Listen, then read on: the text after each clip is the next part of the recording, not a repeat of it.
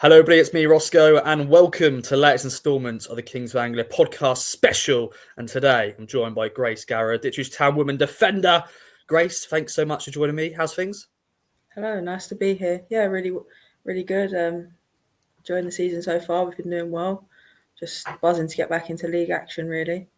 Yeah, I was about to say, I'm sure it's been frustrating for you girls. 2 games postponed, a trip to Gwalia for the second time in a row. For players, that must be frustrating because, you're training all week, preparing for a game, and then another postponement. Yeah, look, it's frustrating for us. Like, we want to play matches and we want to get points in the bag, but if it's not meant to be, then we get into the training ground and put in the work. That's just what it's been, and we've had to deal with that, and we've dealt with it very well. Yeah, unfortunately, this time of year in England, it's raining, it's cold, and sadly, pitches are sometimes not up to standard. So, unfortunately, games get postponed. But what was that like, though, for you girls, going all the way to Gwalia for a second time in a row? This time you're able to play a match, but play 45 minutes. What was going on in did you get much conversation in terms of, what's going on? Look, that was very tough. It was hard to deal with at the time, but yeah, we obviously kicked off, and 45 minutes in, it started raining, and we were all kind of looking around thinking, not sure, but yeah, at half time, ref came in and we just said the game was off, and that was that. Nothing we can say really. Just another thing we have to deal with, but yeah, the first 45 minutes we did play, we played very well, and yeah, that's just how football goes sometimes, isn't it? Yeah, pretty much. Yeah, you're winning the game, and it's pretty much done and dusted. But unfortunately, games get called off because obviously sometimes safety and all that, but unfortunately, game called off, and obviously the team and the club are going to sort out what can happen because obviously you don't want to go for a third trip down to Gwalia because it's a long way because you've got to stay overnight and all that sort of stuff. But yeah, it is what it is, and obviously just gone Watford just got postponed as well, so another frustrating time. But yeah, a lot of games at hand. We'll get on to the season as a whole in a minute, Grace. But I want to get to know you, and listeners would like to get to know you as well. I always like to ask your first memory of football. Who got you into it? And football, Grace. The first time you kicked the ball. I was probably about 4 or 5, and my brother and my dad were just always loving football and around football. And one day just went down the pot with them and had an all right left foot, I guess. Yeah. Then from there, played a lot of boys football when I was younger growing up, which I'd say is massive for me and the player I am today. But yeah, that was the start of my journey. Where did you sort of grow up, and which sort of team did you support? And your family team? I grew up in Hertfordshire, so kind of North London's side of the country. Massive Arsenal fans growing up. Went to the North London derby last week, so it's still a massive part of my life. And that must have been a dream come true when you started out at Arsenal as well. I hope that's right. And what was that like? When you found out you're going to be an Arsenal player. I know it's in the academy, but wearing the training kit and everything. Yeah, that was a massive thing for me and my family. I was 10 when I signed for Arsenal Academy. At the time, I was quite young, so you don't really take it in. But now you look back and you think that was so big. But obviously, at the time, you think you're so far away. You're so far away from being where you want to be and being a pro footballer that you kind of just take every step as it comes. Yeah, and Nat Negri, obviously the goalkeeper, she's an Arsenal fan as well, isn't she? And she was at Arsenal. Did you teammates at the time? Yeah, we played together when we was younger. Been close for a while and live local to each other back home, and yeah. That's good. Yeah. That's good. And then you made a switch to Palace, and then obviously West Ham. So you did a bit of a London tour. Is that just something that just came about? Yeah, that's just how football is, and clubs approach you and assess what's best for you. But yeah, signed for West Ham when I was 17. Was there for a couple of years, which was a great experience and took massive learnings from that. That was just the next step in my journey and learnt a lot. Were you teammates with Maisie? Was Maisie Barker there at the time? Yeah. That's when I first met Maisie.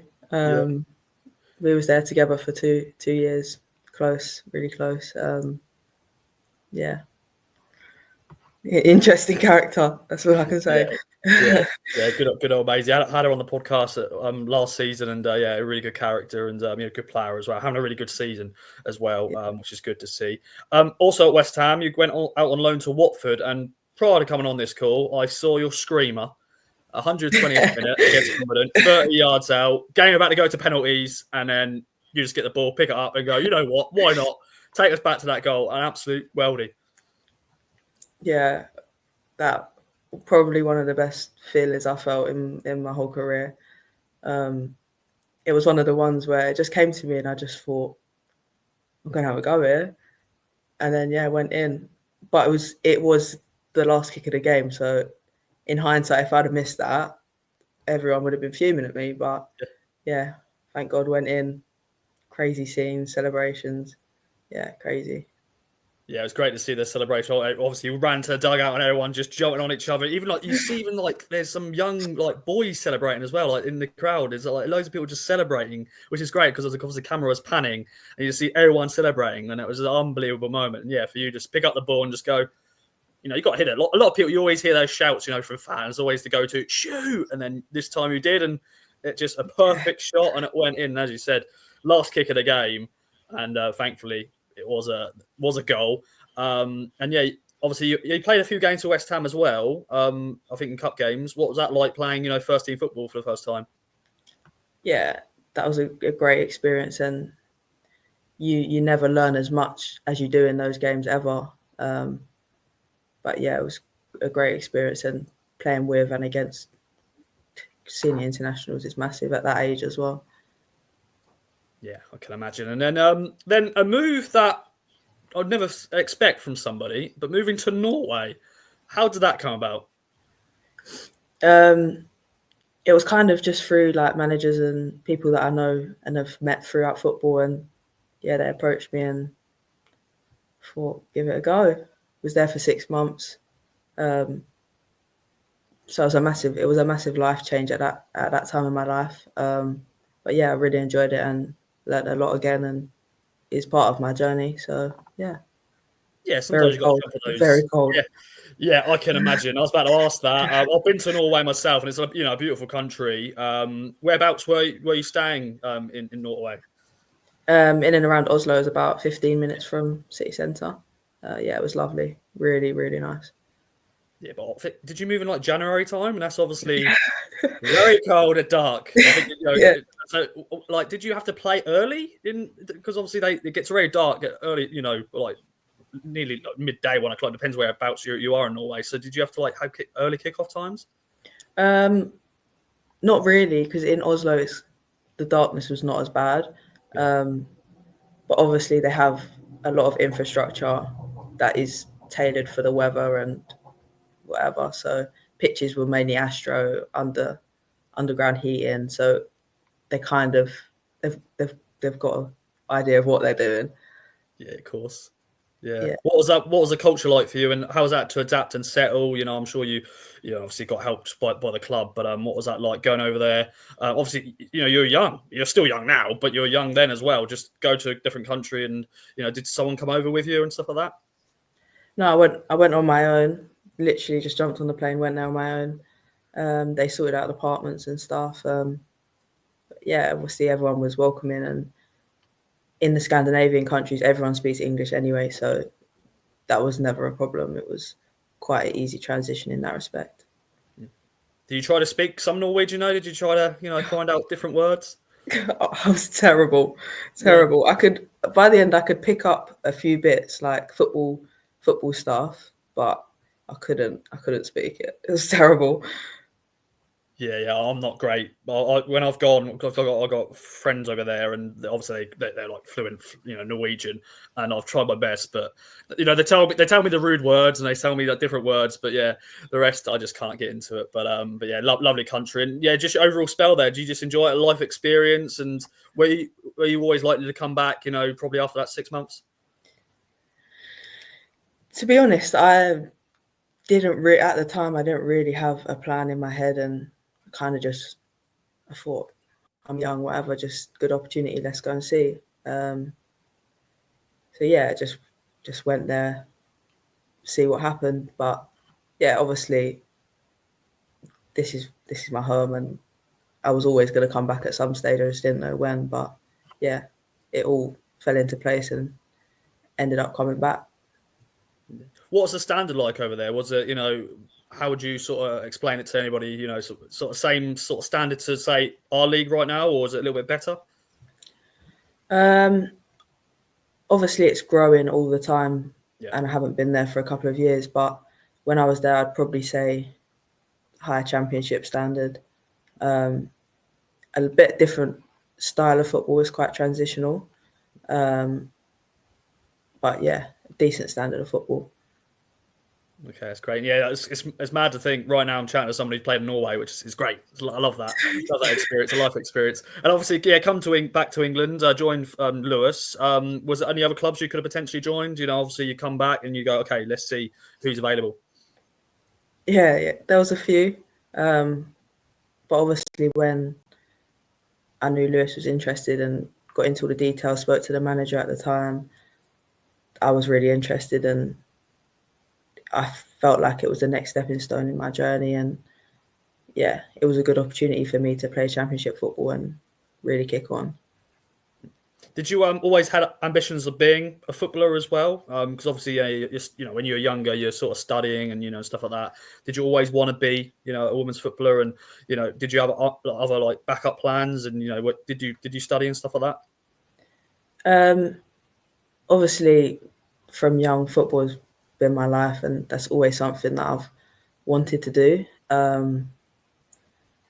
But as we know, it's not that easy, and in female football, being a professional isn't always as easy as it seems. But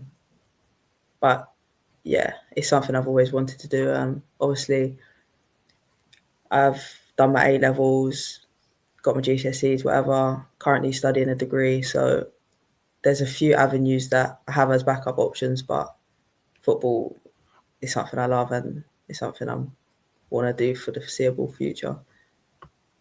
Definitely. And yeah, obviously, spell out Lewis. Won't talk about relegation because that's not always good to talk about. Obviously, joined Ipswich Town in the summer. Second signing of the window as well. How did the move come about? And did you know much about Ipswich as a club? And yeah, how did it come about? Well, obviously, as you previously mentioned, I know Maisie, and we've been close for years. And I kind of heard rumours that Joe was interested in me through her, and we were actually on holiday, me and Maisie, and Joe's called her and said, "Get it done, like we want to get her in, whatever talks were happening." And then yeah, within the next couple of weeks, contract offered, and that was it really. So Maisie was the agent. I was about to say, Scout. Yeah. Maisie she was the key in this, yeah. Yeah, Maisie, put that on your CV. You're now a football agent. There we go. Yeah, there you go. Agent Maisie. There we go. Love that. And yeah, did you know much about Ipswich? And I'm sure Maisie would have spoke to you a little bit about it anyway. But I don't know if you came up against us at any point in your career, in academy size maybe. Well, last year when I was at Lewis, we actually drew Ipswich in the FA Cup. 3-0 win. We're not gonna talk about that. But yeah, that interesting result. But yeah, and then obviously I've met through Maisie. I've watched a few games and whatever. But yeah, obviously already knew Ipswich was up and coming, and Joe's plans and aspirations and stuff. So it was always on my radar. Yeah. That's good. And what was those conversations like with Joe, and how's he been as a manager? He's now a great character as well. And yeah, what did he sort of tell you when you came in? Joe, obviously knowing Joe, he's so into the tactics, and he goes into so much detail about everything. And following the first conversation, it was so clear that he could develop me as a player, and he was really interested in getting promoted, and his aspirations and goals were so good that I couldn't I couldn't not. Having spoke to him, and he made me want to come straight away. So I knew that this was going to be the right club for me at the time. That's good. And obviously pre-season, an injury setback, never ideal when it's in pre-season. How was that? And, a frustrating time for you. But obviously you're back now, full fit, which is great. Yeah. But take us back to that pre-season. And obviously that's a good opportunity for every player to get ready for the season ahead, but an injury setback, unfortunately. Yeah, pre-season started well.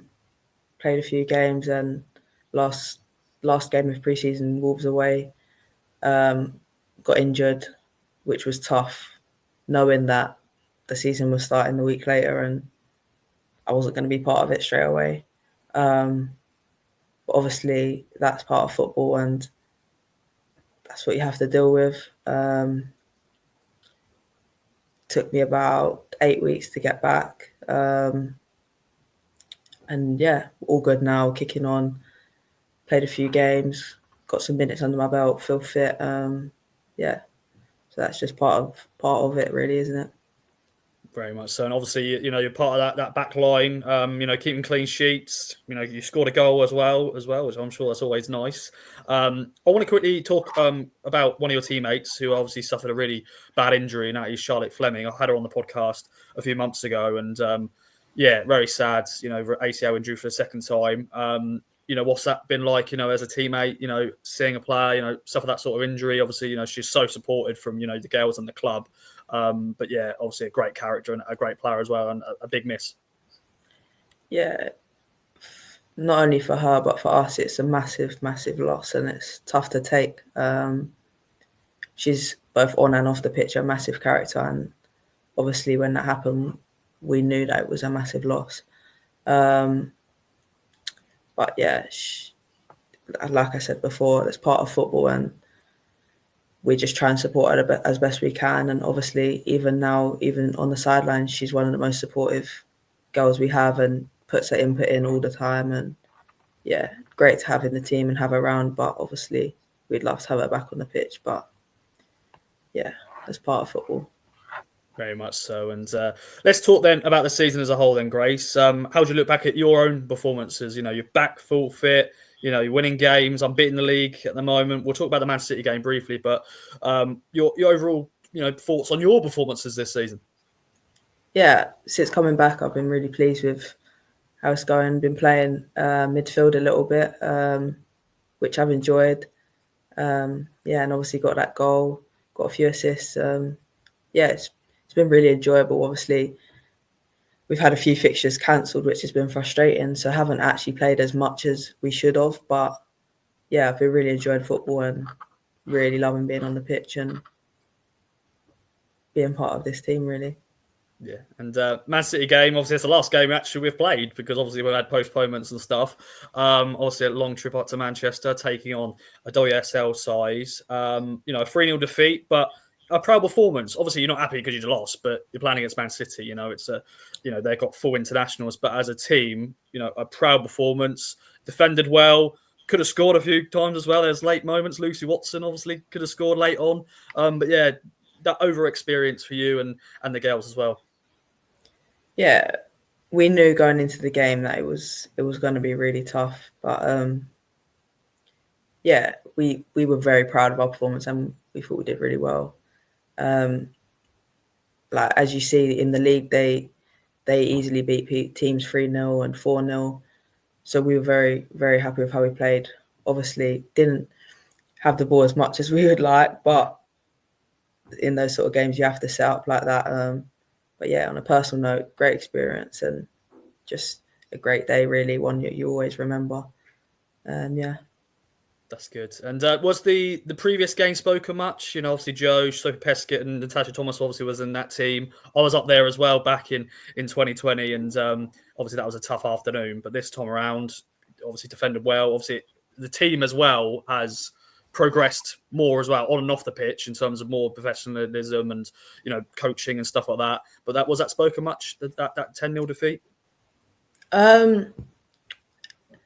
Not massively. Obviously, it is an elephant in the room, and that is a game that we didn't want that to happen. We didn't want to be beaten like that. But yeah, obviously having a few girls that experienced that before, they obviously shared their experiences and helped us learn from what they've learned. But yeah, going into the game, we knew in ourselves, and we felt that was never going to be the type of game that this time around.